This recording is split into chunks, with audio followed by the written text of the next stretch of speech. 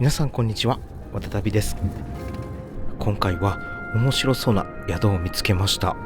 絶景の客室に洞窟風呂、釣りまで楽しめる上に美食の宿としても評価の高い温泉宿だそうです。場所は石川県能登半島の北東部に位置する能登町。緑と海に囲まれた岬の一軒宿、百楽荘を目指します。観光しながら向かいます。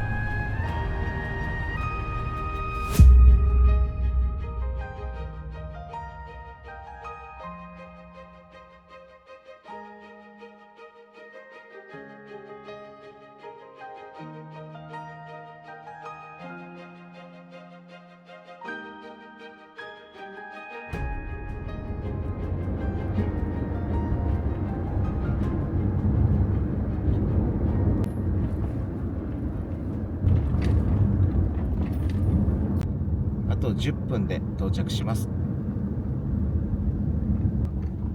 ちょっと寄り道、これね、以前訪れたことのある滝なんですけど、覚えてる。覚えてる？こちらはですね、なめ滝っていう、滝で、目滝と小滝の2つの滝を合わせた総称なんですけど、もう滝はすぐ右側にあります。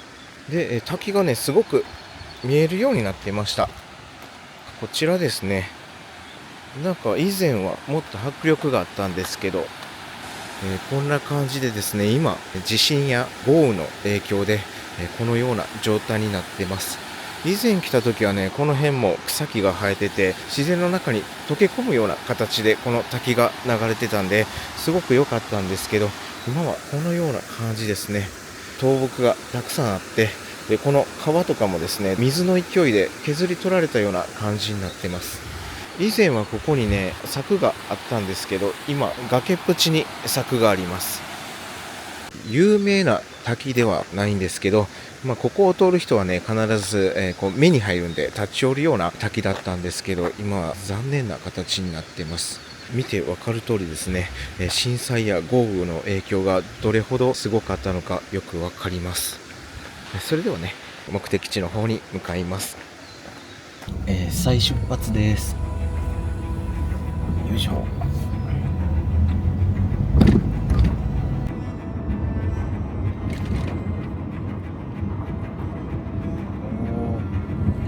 海に出てきました。よいしょ。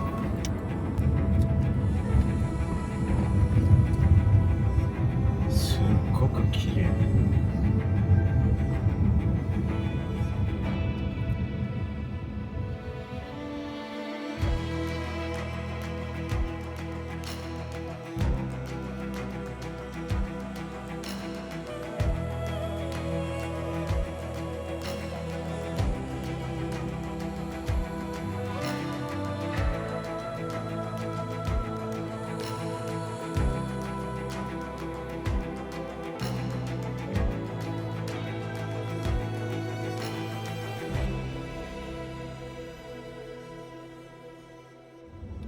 はい、目的地は、この辺りですね。これが臨時駐車場で書いてます。よいしょ。はい、到着です。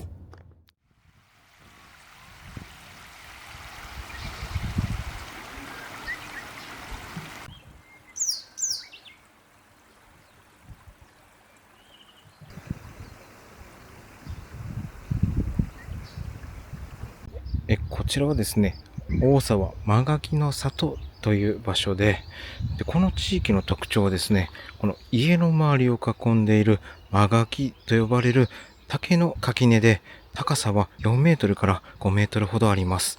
日本海に面した地域なんで、非常に強い風や潮風、砂から家を守るために作られています。こうした独特の暮らしの工夫と美しい風景が評価されて、国の重要文化的景観にも選ばれています。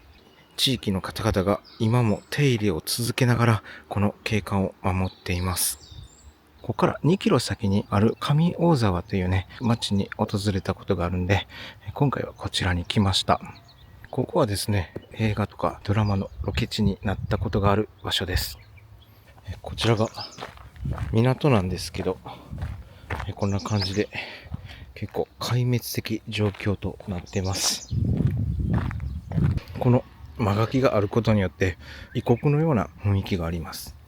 ベンチがあって、でこちらには掲示板があります。村の人がね、この椅子に座って休憩するんですね。自動販売機があります。なんか面白い光景です。近日中に自動販売機を撤去いたしますと書いてます。この自動販売機を見れるのは最後ですね。土のうが積み上がってて、震災の爪痕が残ってはいるんですけど、すごくのどかな街です。あちらが公民館ですね。どこまで道が続いているかわかんないですけど、ちょっと歩いてみます。こういうとこに住むのはちょっと憧れますよね。なんかここから獣道になりました。もうここで街並みは終わりですね。この先は畑とかあります。戻ってね、この川の反対側にね、行ってみたいと思います。住民の方とお話しさせていただいたんですけど、風が強いみたいで、歩けないほどの風が吹くそうです。間垣がないと家がすごく揺れるそうです。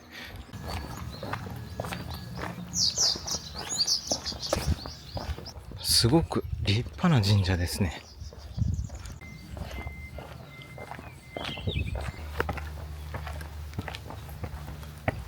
倒れてしまってます。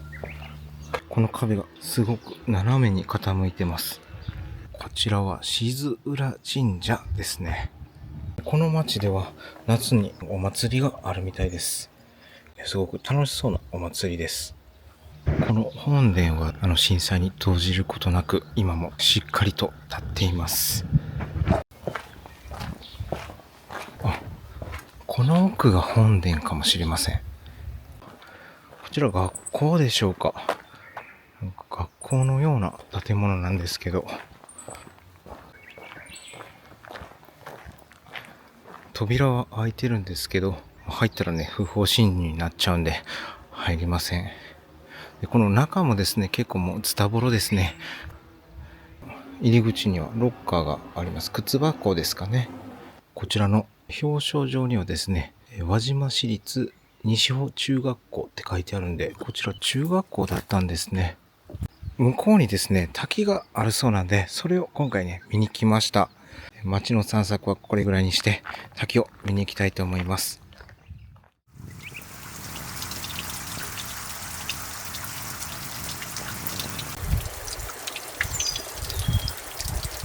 これ、このまま食べるんですか？今までここはみんな干すんですけど、しょっぱいかな。いただきます。柔らかいですよ。わかめ。わかめ。うん。ちょっととろみもあって。さっと湯がいて、はい。しゃぶしゃぶみたいにして食べてもいいし。しゃぶしゃぶいいですね。そう。これ生で食べるのは初めてですね。甘いし、美味しいです。もう取れたてなのか、磯の香りがしていいですね。船でみんな釜で買ってくるんですよ。貴重な経験できました。もうちょっと食べますか。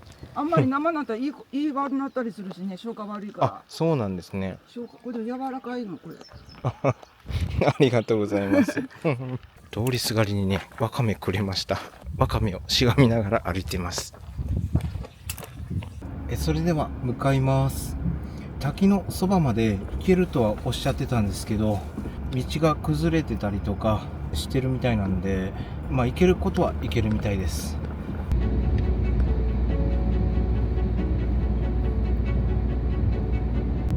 こちらを右ですね。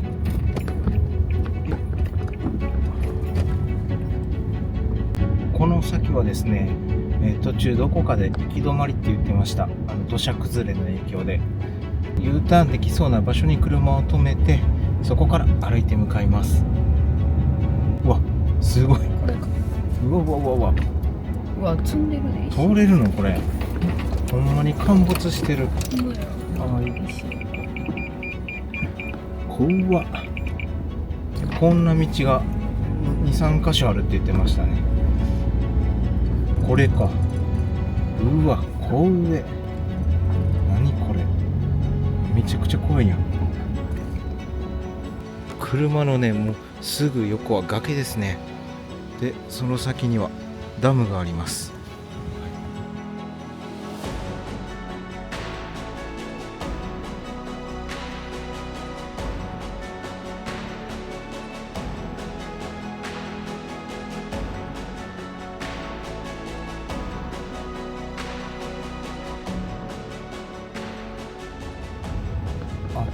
もうそこで行けないのか。ですね、この先は、土砂崩れで通れなかったんで、少し広いところに車を止めてきました。で、一応住民の方にもですね、止めていいか確認したら、ここはもう人が通ることないんで止めていいとのことでした。この先に滝があるんですけど、地図で見る限り距離は全然ないです。能登半島はですね、熊の出没も多いんで、ここからはね、熊鈴と熊スプレーを持って向かいたいと思います。熊の出没マップ見てもすぐ近くの山とか結構出てるんで、熊に気をつけながら向かいます。で、車で来れるのはここまでですね。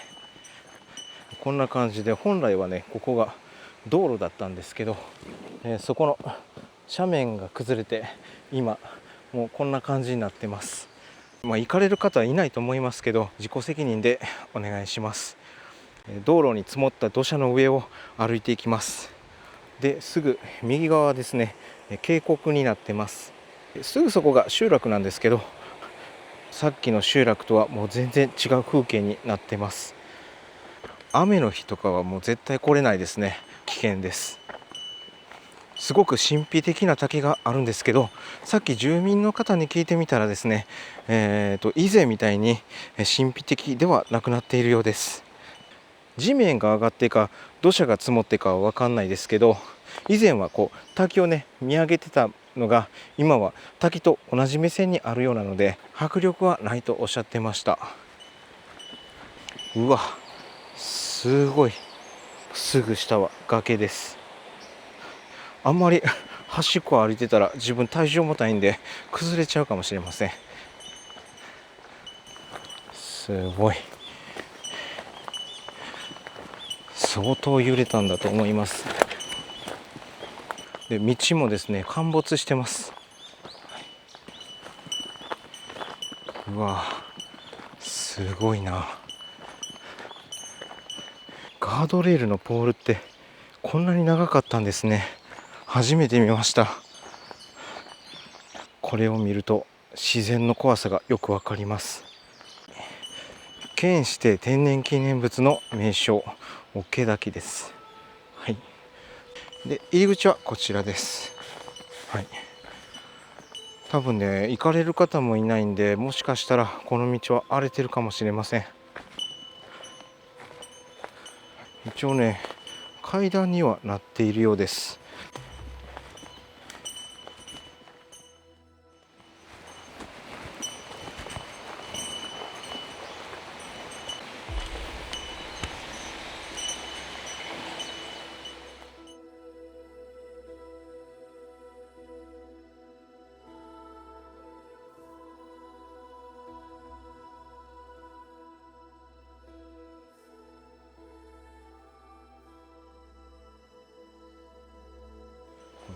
もう地面が盛り上がってるんですかね、地震の影響で。道っていう道がねなくなっちゃってるんですけど、この辺から道が復活してます。よいしょ。あ、滝が見えてきました。わ、すごいね。水量はねそんなにないんですけど、見応えのある滝だと思います。滝すごいですね。滝はこちらです。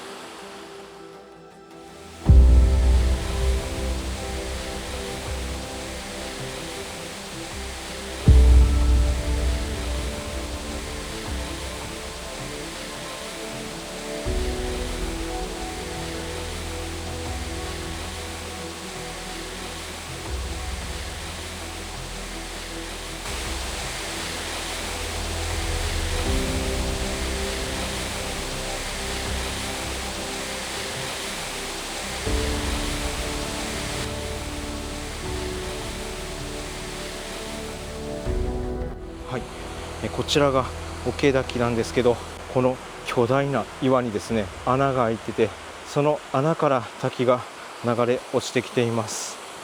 震災前にあったのかどうかわかんないですけど、滝の前にすごく大きな岩があります。さっき聞いた話では、以前はこの滝を見上げる高さにあったそうなんですけど、土砂崩れの影響なのか土が盛り上がったのかはわからないですけど、見上げるほどの滝ではありません。なんですけどやっぱり迫力はあります。ここからね滝が流れているのが確認できると思うんですけど、震災でですねこの上の滝まで見れるようになったそうです。祠とかあったそうなんですけど、今もう流されたのか見当たらないです。本来この時期だったら緑が生い茂ってて綺麗だと思うんですけど、この震災の影響でもう木が腐ってしまってます。行けるとこまで行ってみたいと思います。わ、すごい目の前まで行けます。よっ、うわー、すごい。いや、風がめちゃめちゃ冷たいです。この穴もですね結構大きいですね。2メートルぐらいあると思います。この形がですね自然にできたと思うとすごいですよね。神秘的で力強さを感じる滝でした。それではね戻りたいと思います。ありました、祠が。あれですね、屋根が見えます。もともとどこにあったんでしょう。あそこにねコンクリートのようなものがあったんで、あそこからここまで流れてきたんですかね。来るとき気づかなかったんですけど、これですね、屋根の部分しかないんですけど、ここまで流されたんだと思います。辺りの景色をですね50メートルぐらいの岩の壁に囲まれています。はい、戻ってきました。この滝の入り口から滝までは3分ぐらいで行けます。それでは出発です。よいしょ。あ、すごい街が一望できます。綺麗。よいしょ。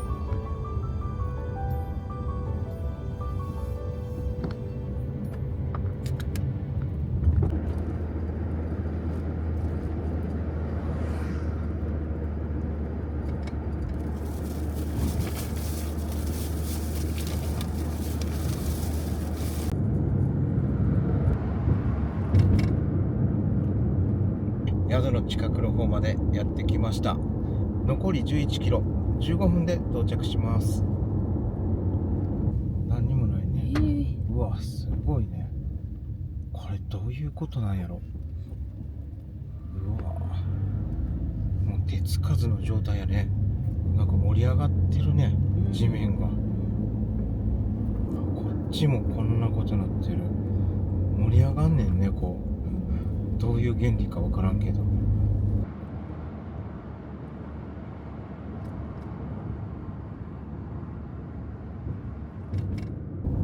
うわ、すごっ。道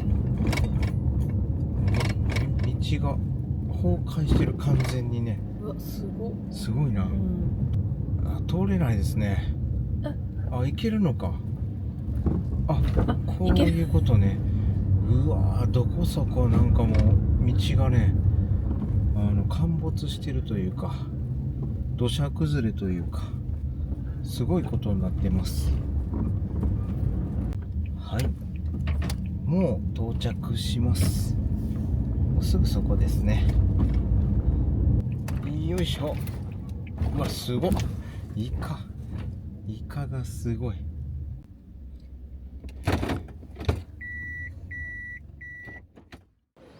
はい、到着しました。こちらはイカの駅つくモールという、道の駅になるんですかね。で、今日泊まる宿はですね、もうすぐそこになります。で、ちょっと時間あるんで、こちらでお昼いただきたいと思います。で、すぐそこにね、イカのオブジェがあったんで、ちょっと見に行きます。うわ、でかいし、気持ち悪いですね。一時ね、なんかニュースとかで話題になってたイカのオブジェなんですけど、これ下入れるんですね。なんか穴開いてます。ちょっと腰が痛くていけないです。イカの口に穴が開いてて、多分こっから顔を出して写真を撮ったりするんですね。で、こちらのイカの全長はですね、13メーター、全幅9メートル、高さ4メートルで、重さ5トンで、めちゃくちゃ重たいイカのモニュメントです。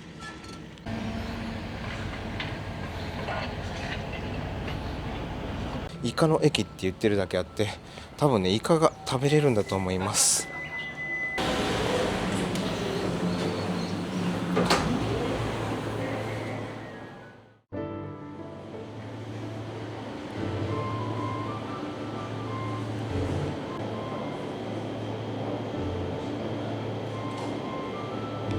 この中にですね、レストランがあって、イカの天丼とかイカの醤油漬け丼とかね、イカ料理が、いただけるみたいです。せっかくなんでね、こちらでイカをいただきたいと思います。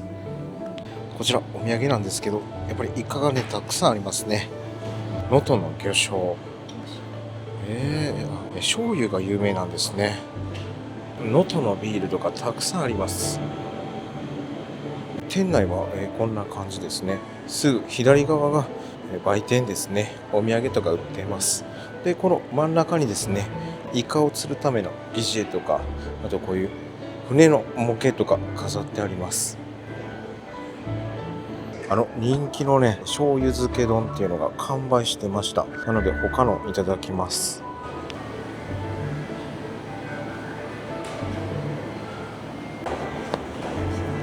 よいしょ。イカと能登野菜の天丼にしました。で、こちら1800円です。ちょっとお高めですね。イカがこんな感じで入ってて、で、エビとあと能登野菜ですね。いただきます。ではまずはメインのイカですね。サクサク。揚げたてでサクサクで、焼いてあるんですかね。イカの香ばしさもあって、すごく美味しいです。あとタレも美味しいですね。結構ね、甘手のタレなんですけど、なんかしつこくないですね。こちらのイカは冷凍イカなんですけど、めちゃくちゃ美味しいです。で、こちらわらびなんですけどね、えぐみがすごいですね。でも食べれないぐらい苦いです。ごちそうさまでした。すごく美味しいんですけど、量が少なかったです。200円でね、大盛りできるんですけど、大盛りにしたら良かったです。ご飯が全然足りなかったんで、こちらのイカ焼き買います。通常900円なんですけど、今だけ800円って書いてました。量はね、そんなに多くないです。おそらく1匹分入ってるのかなと思います。夕焼けサイダーっていうね、サイダーも買いました。なんかイカの浜焼きみたいな感じですね。めっちゃ美味しいです。目の前はですね、つくも湾なんですけど、海のそばまで行けるところがあるそうなので、行ってみたいと思います。よいしょ。キャンプ場があるのか。はい、この先にですね、磯の観察路っていう、道があるみたいなので、そちらに行ってみたいと思います。波の音が聞こえてきました。あそこですね。でこっちにはですね、観光船切符売り場っていうのがあります。観光船が出てるんですね。景色が綺麗な場所なんですけど、残念ながらね、天気が悪くて、ちょうどチェックインの時間ぐらいから雨が降ってくる予報になってます。足湯かなと思ったんですけど、違うようですね。海はこんな感じでめちゃめちゃ透き通ってます。こちらですね、ここを渡ってぐるっと回ることができるんですけど、潮が満ちてくるとこの道はなくなってしまうんでしょうか。ちょっと怖いですね。うわー、綺麗。見てください、めっちゃ綺麗です。うわー、海の上を歩いているような不思議な感覚です。でも目の前は本当に水平線ですね。すごい、なんか洞窟があります。よいしょ。うわ、すごっ。たくさん人がいてますね。学校の授業でしょうか。たくさん人がいてるんで、もうここで引き返したいと思います。それではね、宿に向かいます。ここから3分です。はい、到着しました。今回宿泊するのは、こちら百楽荘という、温泉旅館です。こちらの宿の最大の魅力はですね、海と一体になるような非日常体験で、客室や露天風呂からは入り組んだリアス式海岸と穏やかな湾の景色が広がっていて、時間帯によって全く違う表情を楽しめます。料理も魅力の一つで、能登の新鮮な海の幸を中心に季節ごとの旬の食材を生かした懐石料理が提供されます。ただこの旅館は料理のプランがかなり多くて、写真で見ても内容が結構変わります。なので今回は比較しやすいようにスタンダードのプランにしました。客室も階層構造になっているんで、参考になるようにしっかり検討して部屋を選びました。ちなみにこちら案件ではありません。自分自身がかなり悩んだポイントでもあるので、この宿に泊まろうと思っている方がおそらく気になるであろう部分を中心にレビューしたいと思います。それではチェックインします。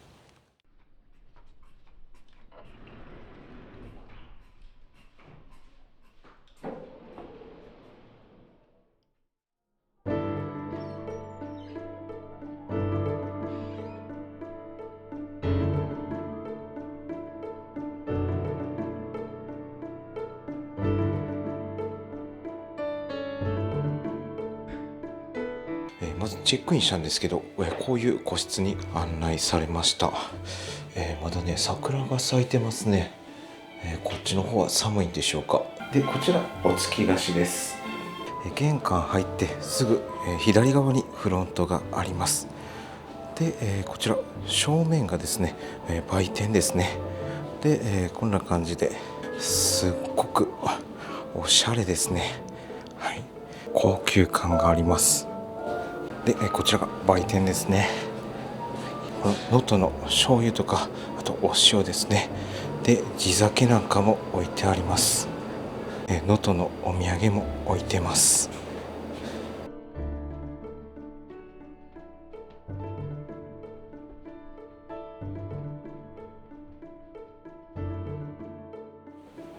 男性はね、部屋に浴衣はあるんですけど、女性はここからね、浴衣を選ぶことができます。すごいね、種類の浴衣があるんで、女性はすごく喜ぶと思います。浴衣が置いているすぐ横にですね、くつろげるスペースがあるんですけど、前には中庭があります。はい。で、こちらにはですね、ビリヤードとか卓球で、こっちにはダーツがあります。で、こちらゲームコーナーの横にですね、コーヒーがいただけます。はい、浴衣の貸し出しコーナーのこちらですね、こちらを下ると展望風呂と予約不要の貸し切り風呂があります。でこの反対側を降りていくとですね、予約制の貸し切り風呂があります。迷子になってしまいそうです。でこちらは地下1階もあるみたいです。でこのロビーの前にですねテラスがあります。よいしょ。こんな感じのテラスになってて、この目の前はですねそんな景色は良くないんですけど、こちら側に海が広がってます。でテラスからですね遊歩道になってて、すごく綺麗な場所があるそうなんで行ってみたいと思います。でここから靴を履き替えて向かいます。少し風も吹いてきたんで雨降るかもしれません。よいしょ。結構歩きますね。なんか映えスポットがあるっておっしゃってたんですけど、これどこまで続いてるんでしょうか。こちらですね。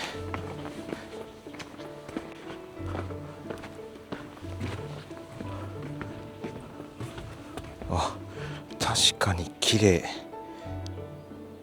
で、こちらにも何かあります。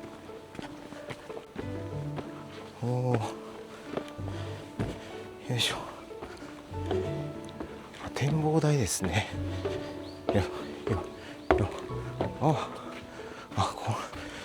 確かに綺麗なんですけど、木が生い茂ってて、ちょっと景色はね残念ながら見にくいです。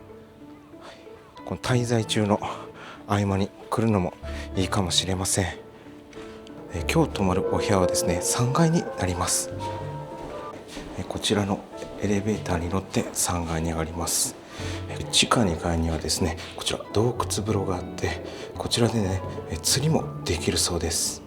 でこちらにお食事処があるんですけど、震災の影響で今利用できません。エレベーターを降りてこんな感じで客室が続いてます。で今回泊まるお部屋はこちらの角部屋ですね。こちらの81番ですね、クオンというお部屋に宿泊します。それではね早速見てみたいと思います。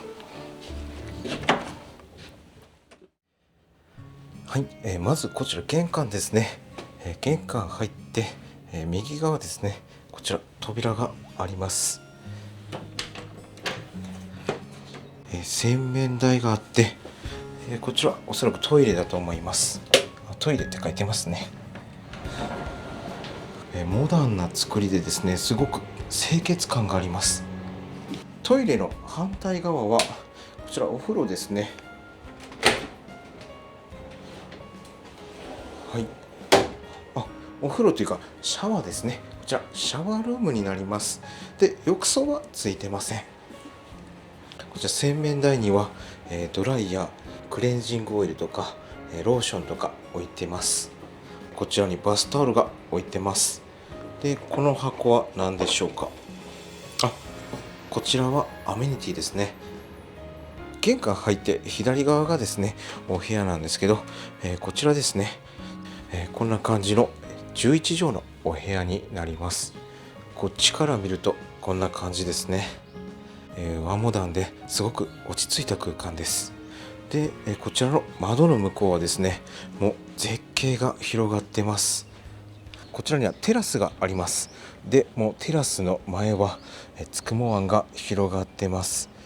こんだけ天気が悪いんですけど、海の色がすごく綺麗で、浅いところはですね海の底まで見えてます。晴れてたらもっと綺麗だと思います。明日の朝晴れる予報になっているんで、また明日の朝が楽しみです。和室の横がですね、こちらくつろげるスペースになってます。はい、ソファーが置いてあって、ブラインドを上げると先の景色を見ることができます。こんな感じですね。はい、外の景色が見たかったらすぐこちらテラスがあるんで、このブラインドはもう閉めておきます。床籠があります。この床籠の中にボディタオル、旅、そしてこちらフェイスタオルが入ってます。なのでもうすぐね温泉に入りに行くことができます。こちらにティーセットがあります。ポットとか湯飲みとかあるんですけど、この下にですね冷蔵庫があります。冷蔵庫の中身なんですけど、こちらには飲み物がたくさん入ってるんですけど、どれも無料でいただくことができます。無料で飲めるのは珍しいですね。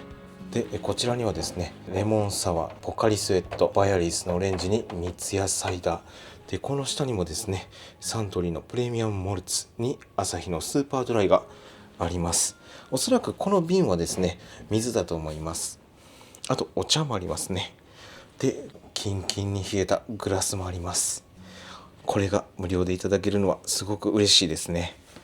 館内の案内図なんですけど、フロントが1階ですね。で地下2階はですね、洞窟風呂と、こちらでね釣りもできるみたいです。釣り竿をフロントでお借りすることができます。釣り竿のレンタルがですね、1本釣りセットが2200円で、サビキ釣りセットが2750円で借りれるみたいです。ここで釣れる魚はですね、こんだけ種類があります。黒鯛とかね、あとスズキとかヒラメも釣れますね。すごいですね。これはもう釣れる気しかしません。自分の釣り竿を持ってくると無料で釣りを楽しむことができます。エギ釣りの仕方も載ってるんで、おそらくこういう疑似餌、ルアーとか投げていいんでしょうね。1階がフロント、ロビー、そしてお食事どころがあります。で、2階、3階と客室になります。洞窟風呂があって、あと、展望風呂っていうお風呂があります。時間帯で入れ替わるんで、男女ともにどちらも楽しむことができます。こちらにはですね、有料の貸し切り風呂と無料の貸し切り風呂があります。で、こちらのお部屋のプランでは、有料の貸し切り風呂が1回入ることができます。漁民っていうタチウと青波っていう露天風呂があります。で、タチウもすごく気になったんですけど、室内風呂になるんで、こちらの露天風呂にしました。で、こちら百楽荘の客室は細かく分けて5段階のランク構成になっています。まず最上級のスイートクラスですね。で、そのスイートの中にですね、ガルフスイート、ベイスイート、百楽スイートといった複数のタイプがあります。いずれも露天風呂付きで、景色や設備も非常に充実していて、百楽荘をしっかり満喫したい方に選ばれることが多いお部屋です。次にジュニアスイートがあります。こちらは露天風呂付きのタイプもあって、スイートに近い贅沢感を持ちながら価格とのバランスがいいのが特徴で、少し贅沢をしたい方に人気の部屋です。次にですね、隠れという、中上位の客室で、今回宿泊しているこのお部屋も隠れの一つです。こちらも露天風呂付きの客室があるんですけど、あってもなくても値段はあまり変わりませんでした。実際に部屋を見てないのではっきりとは言えないんですけど、多分値段の差がないのは部屋からの景色の違いなのかなと個人的に思いました。今回露天風呂付きにしなかった理由なんですけど、露天風呂付きの部屋は景色があまりよく感じなかったことと、この旅館は露天風呂に頼らなくても満足できる設計になっています。部屋に露天風呂がない分、貸し切り風呂も1回無料で利用できます。あと無料の予約なしの貸し切り風呂もあります。次に U という標準客室があります。シンプルな和室なんですけど、つくも湾を望む景色を楽しむことができて、価格を抑えつつ雰囲気を楽しみたい方に利用されることが多いお部屋です。最後に一般客室です。設備はシンプルなんですけど、和室や和洋室があって、コストを重視される方や初めて利用される方に選ばれる傾向があります。で、この旅館はですね、部屋だけじゃなくて料理の内容もプランによって結構変わるんで、そこも選ぶポイントになってきます。それに合わせて価格も結構変わってくるんで、今回はバランスを見てスタンダードのプランにしました。展望風呂を撮影させていただけるということで、今から見に行きたいと思います。こちらですね。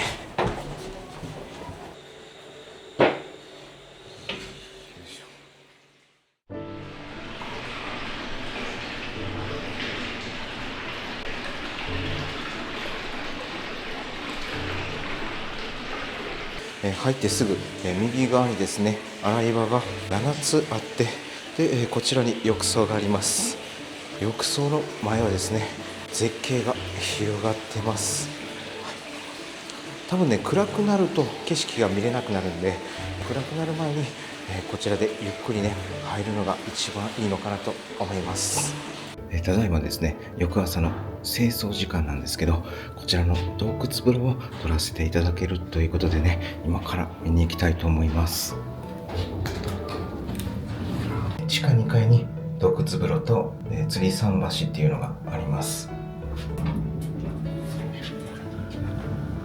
左に行くと洞窟風呂で、右に行くと吊り桟橋があります。はい、こんな感じの場所で、通路も洞窟になってるんで、すごくワクワクします。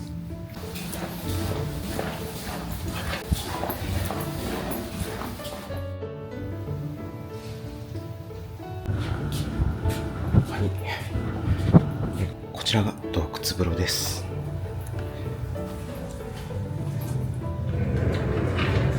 こちらが洞窟風呂なんですけど、洞窟風呂のこちら側に洗い場が4つあります。で、一番奥がシャワーですね。はい。で、こっちにもあります。で、この正面です。この正面がサウナですね。暑い。この中もですね、洞窟のようになっています。で、こちらが洞窟風呂ですね。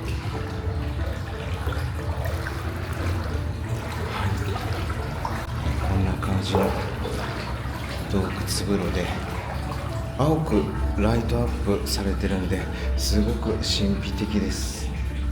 静音の方はですね、41度ぐらいですかね。はい、それぐらいなのかなと思います。洞窟の横にですね、外に出る通路があるんですけど、露天風呂になります。よいしょ。いや、めちゃくちゃ涼しい。はい、こんな感じの露天風呂なんですけど、今日が差しててすごく綺麗です。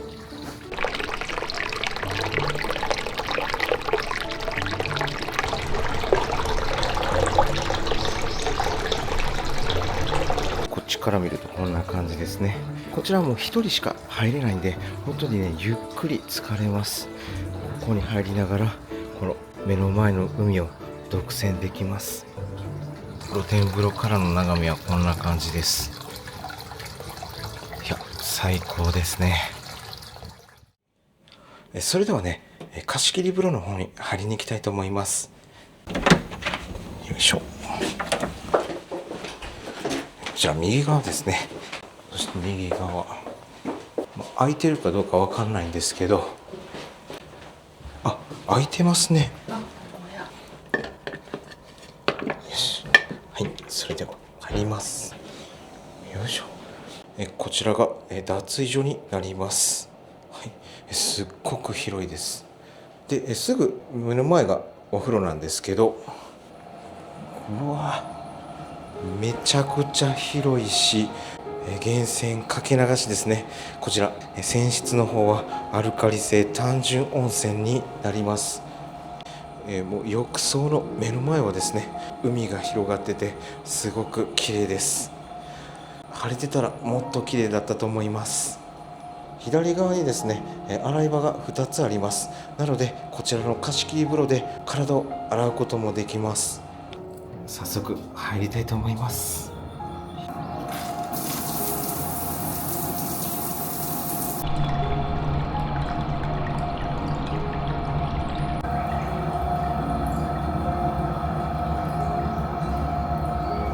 いや、それにしてもですね、めっちゃ広いです。いや、これが貸し切りなんて嬉しいですよね。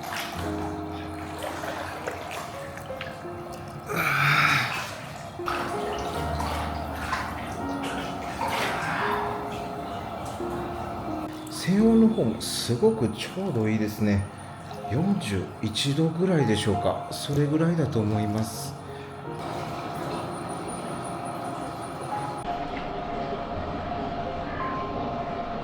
で、外の景色なんですけど、こんな感じですね。はい、ちょっと今すっぽんぽんなんですけど、誰も見えませんね。はい、大の字で立ってます。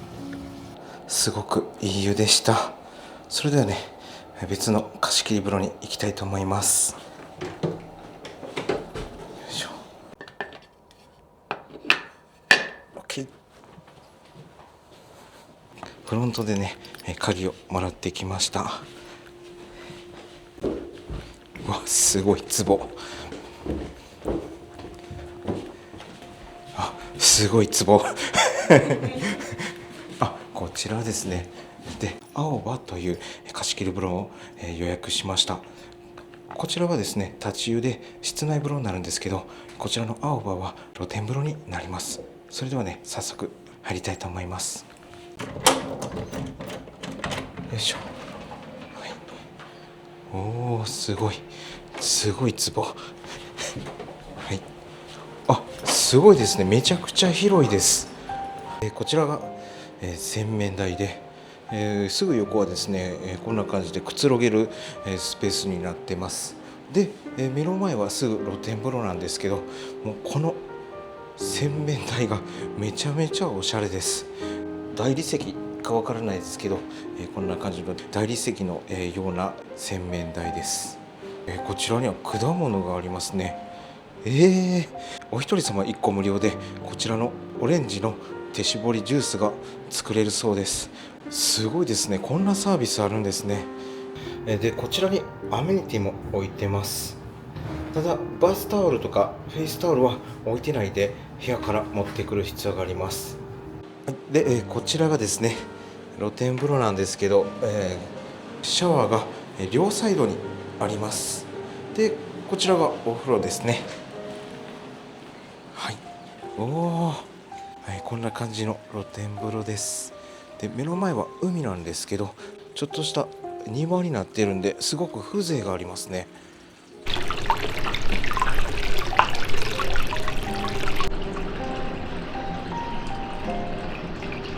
それではね、入ります。よいしょ。よいしょ。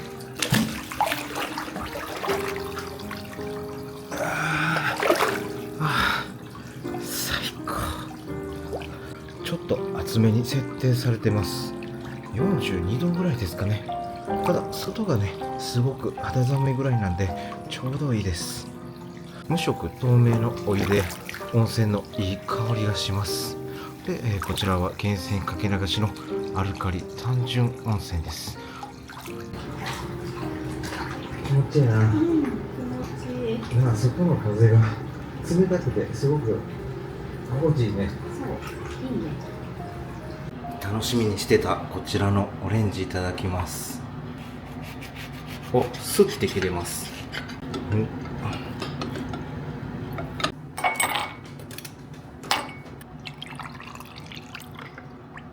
いただきます。めちゃくちゃ甘いですね。美味しいです。今回ね、夕食の時間をね、だいぶ遅くしました。19時45分にしたんで、今からその夕食の間まで釣りを楽しみたいと思います。で、釣り竿はですね、釣り竿はフロントの方で2200円で借りることができます。釣り竿がセットになったプランもあります。よいしょ。フロントでね、借りてきました。地下2階ですね。はい。うわ、すごっ。うわ、すごい。この左側が洞窟風呂ですね。すごい。なんかワクワクしますね。はい、突き当たりまで来ました。よいしょ。うわ、重たい。はい。すぐ海です。で、こちらで靴を履き替えて釣りに行くみたいですね。よいしょ。こちら手洗うとこもありますね。で、こちらにはライフジャケットもあります。うわ、すごっ。こんな感じです。わー、すごい。怖っ。で、ここはですね、水深10メートルもあるそうです。今は利用できないんですけど、昔はここはバーだったんですね。なかなか雰囲気があります。すごいね、おしゃれな建物もあるんですけど、震災の影響で今使えないんだと思います。それではね、早速釣りを開始したいと思います。もうね、釣れる気しかしません。すぐ釣りができるようになってます。で、竿もですね、折りたたみの竿なんで伸ばせばもうすぐ釣りができます。餌はこちらですね。はい、餌をセットしました。付け方が合ってるかわかんないですけど、とりあえずね、これで釣りをやってみたいと思います。どこでやろう。なんか見えてる魚とか釣れないですかね。なんかいてるんですけどね。下に落としてみます。うわ、深っ。糸が止まりません。大きい魚がね、たくさんいてるんですけど、全然食べてくれません。ちなみにですね、1人3匹まで無料で調理してくれるみたいなんですけど、釣れたらの話ですね。なんか音楽流れてます。で、自分の竿は無反応です。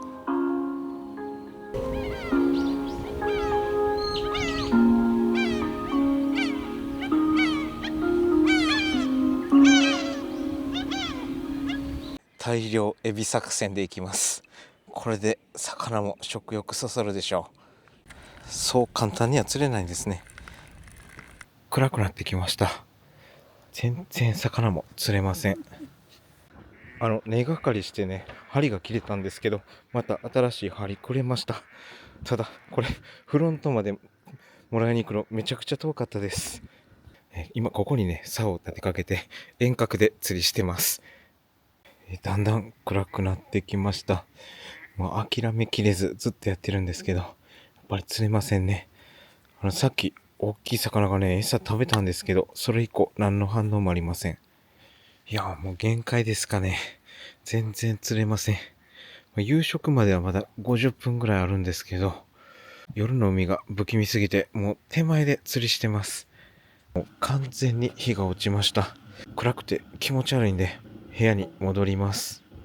それではね、夕食の時間になったんで、食事会場に向かいます。その間にですね、布団を敷いてくれるみたいです。よいしょ。里井というね、食事処になります。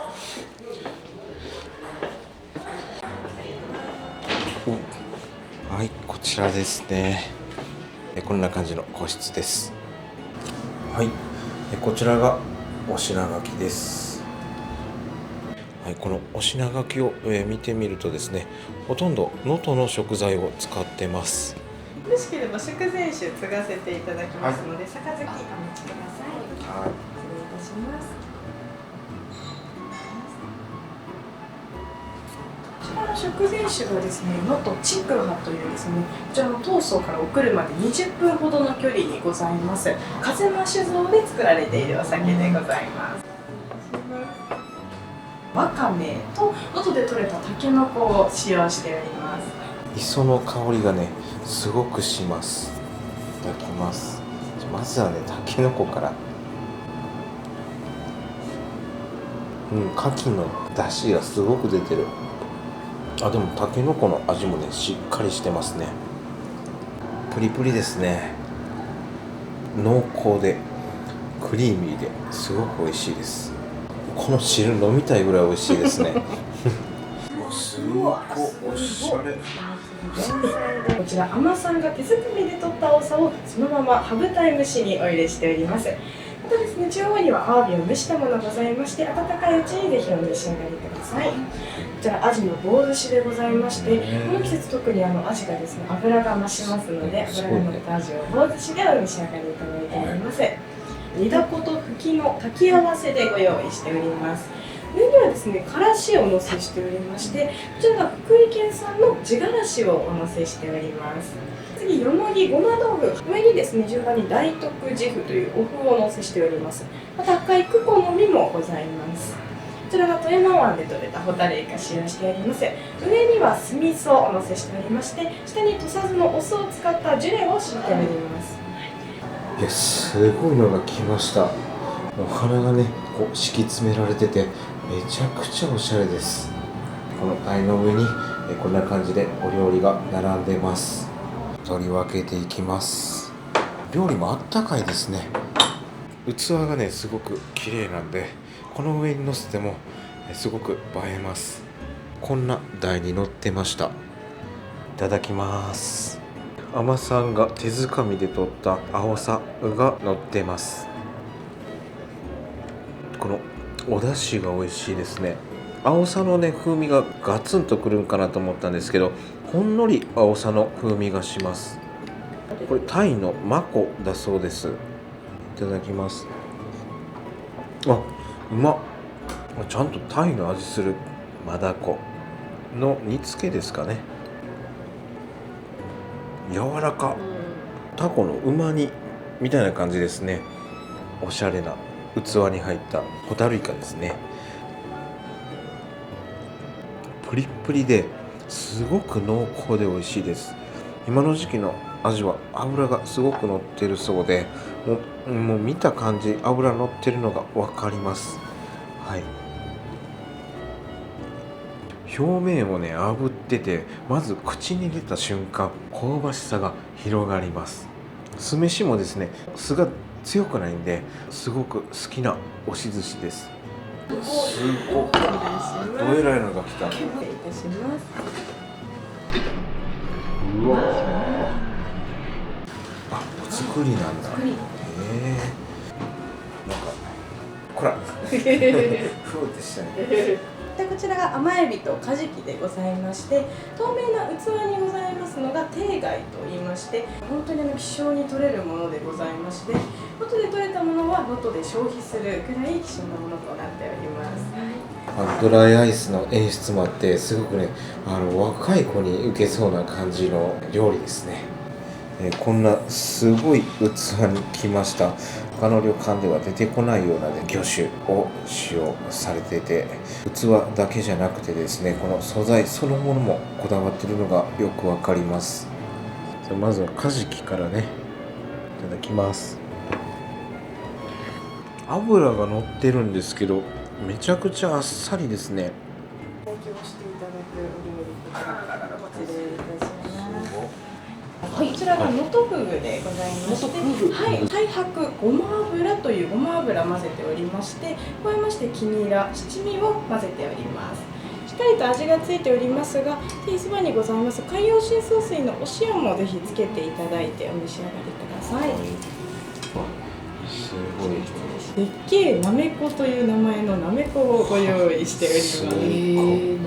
石川県の白山市の山奥でしか取れないなめことなっております。なめこを焼いて食べるの初めてそうですね。お味噌汁に入ってたりだとかで。すごい料理が来ましたね。でこの器もまたすごいんですけど、それ以上にこのなめこの大きさに、びっくりしました。まさかフグが出てくるとは思いませんでした。料理にこだわられてるっていうのはネットの情報で見てたんですけど、まさかこんなスタンダードのプランでこれほどの料理が出てくるとは思ってませんでした。でこのフグがいい感じなんでいただきます。いただきます。うわ、うまっ。何これ、めっちゃ美味しい。なめこがねめっちゃちっちゃくなりました。なめこを焼いて食べるなんて人生初めてです。いただきます。あ、うまい。きのこもこの七輪で焼くことで香ばしくて美味しいです。でこちらはですね、タコ島で採れた桜鯛、だそうですね。下にレンコンがあって、レンコンのシャキシャキした食感とこの鯛の食感、が楽しめるそうです。鯛の下にあるやつがすごく美味しい。桜餅みたいな感じで美味しいです。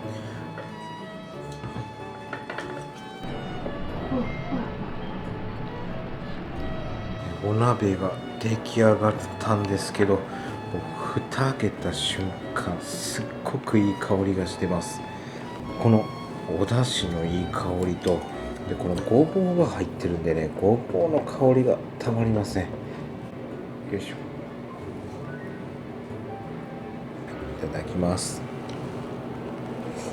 もう口に入れた瞬間、油のうまみが一気に広がってすごく上品な味になってます。こちら絆米ですね。もうたけのこご飯と白米と選ぶことができます。こちら最後デザートですね。桜のアイスにいちご、そしてこちらオレンジですかね。オレンジと杏仁豆腐、桜のリキュールがあるんですけど、こちらをかけても美味しいとおっしゃってました。この杏仁豆腐みたいなめっちゃ美味しいやん。ミルク感が強い。ミルク感。うん。ゼリーみたいな。ゼリー。ごちそうさまでした。ごちそうさまでした。本当に美味しかったです。見た目、そして演出がすごかったんで、グレードアップしたら今度はどんな料理が出てくるのか、気になりました。スタンダードプランだけでも十分満足できる料理でした。それではね、部屋の方に戻ってゆっくり過ごしたいと思います。こちらね、おにぎり部屋にね持って行っていいそうなんで、一ついただきたいと思います。よいしょ。布団敷いてくれてます。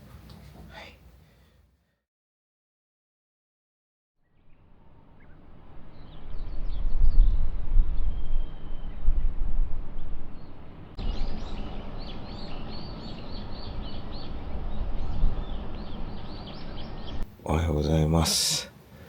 お風呂に入りに行きたいと思います。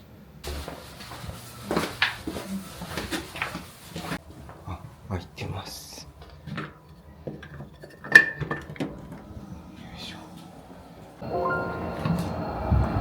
いしょ。よいしょ。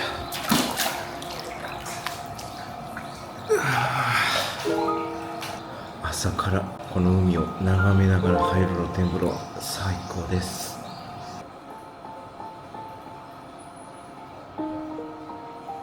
時間もまだまだあって、釣り餌も残ってるんで、釣りしに行きたいと思います。相変わらず遠いですね。誰もいません。で、魚はいてるんでしょうか。なんかちっちゃい魚がたくさんいてます。昨日大きい魚たくさんいたんですけどね、重りを取って深瀬釣り作戦です。何にも釣れないんですけど、たまにはこうやって海でボートするのもいいですね。最後ね、なんか餌取られましたなんでもう朝食会場に向かいます。結構釣りやられてる方いますね。釣り餌のゴミがたくさん捨ててます。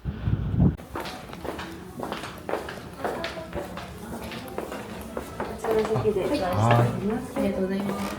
うわ、すごい綺麗。めちゃくちゃ綺麗やん。こ